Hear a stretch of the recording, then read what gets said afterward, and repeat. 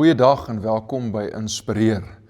Ons praat hierdie week oor die tema woorde wat gesond maak. En ek wil afskop met Salomo wat skryf, Spreuke 18 vers 21. Dood en lewe is in die mag van die tong. En elkeen wat dit graag gebruik, sal die vrug daarvan eet. 10 het jy al ergens hierdie skrifgedeelte gehoor, dalk self gebruik. Maar ek glo as volgeling van Jesus het ek en jy nodig om te let op wat ons sê en hoe ons dit sê. Dat as ek hierdie gedeelte reg verstaan, is daar 'n krag in my en jou woorde. En baie keer sê ons op die ingewing van die oomblik, in die hitte van die stryd goed wat ons nooit weer kan terugtrek nie. Mag ons woorde spreek wat lewe gee. Mag ons woorde spreek wat bou.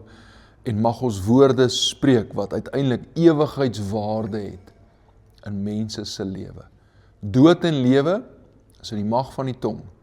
En elkeen wat dit graag gebruik, sal die vrug daarvan eet. Kom ons bid saam. Hemelvader, dankie dat ons hierdie week kan saam reis net rondom hierdie tema.